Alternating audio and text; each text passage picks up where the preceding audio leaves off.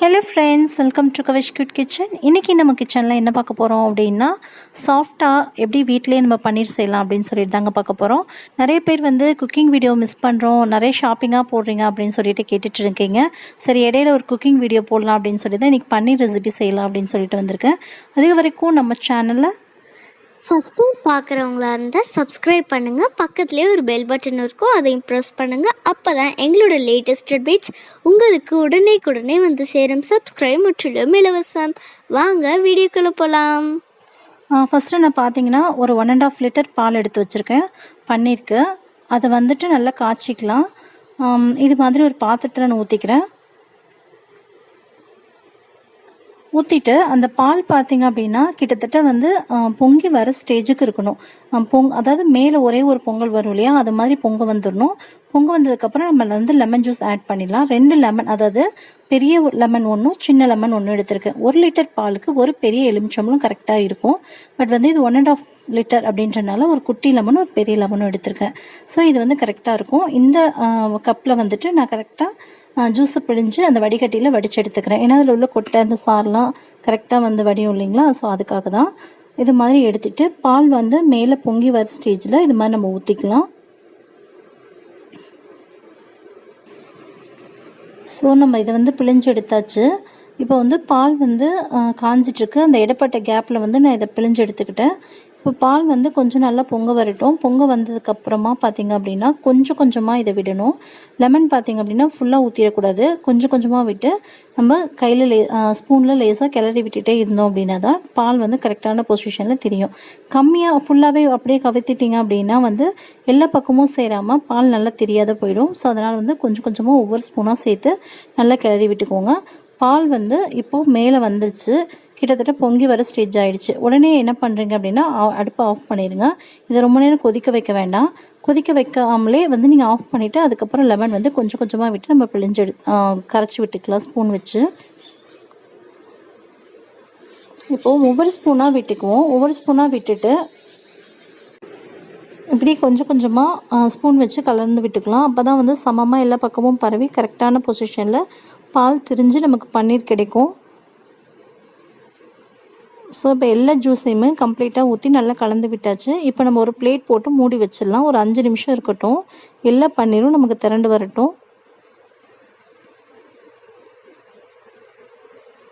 இப்போது ஒரு 5 மினிட்ஸ் கழித்து நம்ம ஓப்பன் பண்ணி பார்க்கலாம்.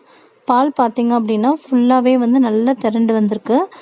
பன்னீர் எல்லாமே திரண்டு வந்துருச்சு. இதை வந்து நம்ம ஒரு சன்னமான கிளாத்தில், அதாவது ஒரு ரேஷன் வேஸ்டி அது மாதிரி இருக்கு இல்லைங்களா, ஒயிட் கிளாத்தை விரித்து போட்டுக்கோங்க வடிகட்டியில். அதில் வந்து இதை நம்ம ஊற்றி இது பண்ணும்போது கிளியராக எல்லாமே தண்ணாக வடிஞ்சிரும். ஸோ அந்த தண்ணியை வந்து நம்ம வேஸ்ட் பண்ண வேண்டாம். நிறைய யூஸஸ்க்கு அது மாதிரி யூஸ் ஆகும். அந்த வடிகட்டி வந்துட்டு இது மாதிரி வடிகட்டி போட்டுட்டு அதுக்கு மேலே அந்த துணியை போட்டுக்கோங்க. அதில் வந்து இது எல்லாத்தையுமே கம்ப்ளீட்டாக ஊற்றிடுங்க. ஊற்றுறப்ப பார்த்தீங்க அப்படின்னா நமக்கு அடியில் வந்து அவ்வளோ தண்ணி நிற்கும். ஸோ அவ்வளோ தண்ணி வந்து நீங்கள் வேஸ்ட் பண்ணணும் அப்படின்ற அவசியம் கிடையாது.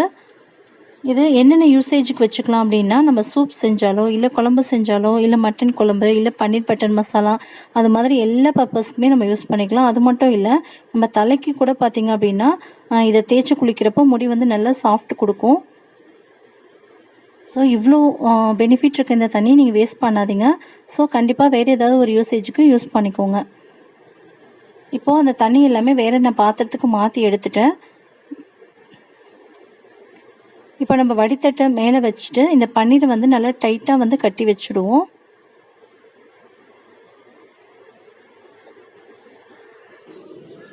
நல்லா வந்து டைட்டாக போட்டு கட்டிக்கோங்க. நல்லா டைட்டாக கட்டுறப்ப எதுக்காக இப்படி டைட்டாக கட்டுறோம் அப்படின்னா வந்து தண்ணி அதில் உள்ள எல்லா தண்ணியும் நல்லா ப்ரெஸ் ஆகி வெளியில் போகணும் அப்படின்றதுக்காக முடிஞ்ச வரைக்கும் நல்லா டைட்டாக புழிஞ்சிட்டு அதுக்கப்புறமே வந்து இதை நல்லா ஒரு இதில் கட்டிட்டு சேம் இதிலே வச்சுட்டு ஒரு வெயிட் மேலே வச்சுருவோம்.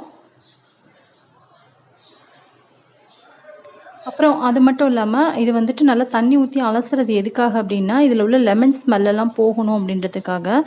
இதில் உள்ள லெமன் ஸ்மெல்லாம் போச்சுன்னா தான் நம்ம குழம்புக்கெலாம் போடும்போது நமக்கு கடையில் கிடைக்கிற சேம் அதே பன்னீர் மாதிரி இருக்கும். இல்லைன்னா லெமன் வாசம் வந்து பன்னீருடைய டேஸ்ட்டை கெடுத்துரும். ஸோ அதனால் வந்து நம்ம லெமன் போட்டு தானே நம்ம பன்னீர் எடுத்துருக்கோம். ஸோ அதனால் என்ன பண்ணுறோம் அப்படின்னா நல்லா தண்ணி ஊற்றி அலசி எடுத்துக்கோங்க. அலசி எடுத்துட்டு நல்லா டைட்டாக பிழிஞ்சு அந்த தண்ணி பூரா வெளியே போகிற மாதிரி வடிச்சுக்கலாம். எலுமிச்சம்பழம் இல்லை அப்படின்னா நீங்கள் வினிகர் கூட சேர்த்து நீங்கள் பாலை திரிச்சிக்கலாம்.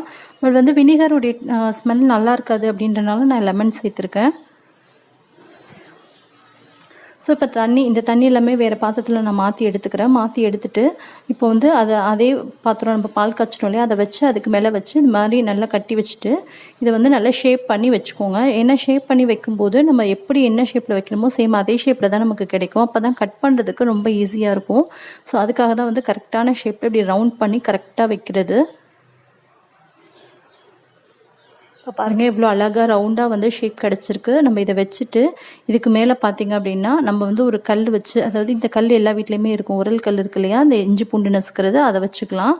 ஸோ அதை நல்லா வச்சு டைட்டாக இது பண்ணி எடுத்துக்கலாம்.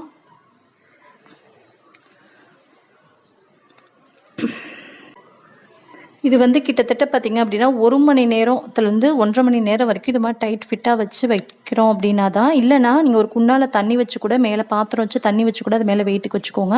நான் இப்போ இது மாதிரி கல் வச்சுருந்தேன். இப்போ பாருங்கள் எவ்வளோ சூப்பராக இருக்குன்னு. 1 மணி நேரம் மினிமம் 1 ஹவர் இருந்தால் தான் நமக்கு இந்த அளவுக்கு நல்ல தண்ணியெல்லாம் ப்ரெஸ் ஆகி வெளியில் போய் இவ்வளோ சாஃப்டான பன்னீர் நமக்கு கிடைக்கும். இப்போ ஒரு பிளேட்டுக்கு நான் மாற்றிக்கிறேன். மாற்றிட்டு இப்போ பாருங்கள் நான் கட் பண்ணுறேன். எவ்வளோ அழகாக எவ்வளோ சூப்பராக வருது அப்படின்னு சொல்லிட்டு பாருங்கள். நம்ம கடையிலலாம் போய் வாங்க வேண்டிய அவசியம் இல்லைங்க. கடையில் போய் வாங்கணும் அப்படின்னா எவ்வளோ காசு சொல்கிறாங்க பார்த்தீங்களா பன்னீர்லாம். ஸோ இதை நம்ம வீட்டிலே செய்கிறது ரொம்ப ரொம்ப ஈஸி. இன்னொன்று வந்து நம்ம வீட்டிலே செய்கிறோன்ற திருப்தியும் கூட நமக்கு கிடைக்கும். இப்போ பாருங்கள் கட் பண்ண பீஸ் பாருங்கள் எவ்வளோ சாஃப்டாக சூப்பராக இருக்குது அப்படின்னு சொல்லிட்டு பாருங்கள். இது வந்து நார்மலாக நம்ம வைக்கக்கூடிய குழம்பு, பன்னீர் பட்டர் மசாலா, அது மாதிரி பன்னீர் டிக்கா. ஆக்சுவலி நான் வந்து பன்னீர் டிக்கா போடணும் அப்படின்றதுக்காக தான் இது செஞ்சதே. நான் கண்டிப்பாக இன்னொரு வீடியோவில் டிக்கா செஞ்சு காட்டுறேன். பாருங்கள் பன்னீர் எவ்வளோ சாஃப்டாக எவ்வளோ ஸ்மூத்தாக இருக்குது அப்படின்னு சொல்லிட்டு சான்ஸே கிடையாது. நம்ம வந்து கடையில் வாங்குகிற பன்னீர் கூட இவ்வளோ சாஃப்டாக இருக்குமா அப்படின்னு சொல்ல முடியாது. நம்ம அவ்வளோ சாஃப்டாக வீட்டில் செஞ்ச பன்னீர் எவ்வளோ குயிக்காக ரெடியாக இருக்குது அப்படின்னு சொல்லிட்டு. ஸோ நீங்கள் இதே மெத்தடில் செஞ்சு பாருங்கள், ரொம்ப சூப்பராக வரும். இவ்வளோ நேரம் பொறுமையாக பார்த்தவங்க அனைவருக்கும் ரொம்ப ரொம்ப நன்றி. தேங்க்யூ ஃப்ரெண்ட்ஸ், தேங்க்யூ ஃபார் வாட்சிங். தேங்க்யூ.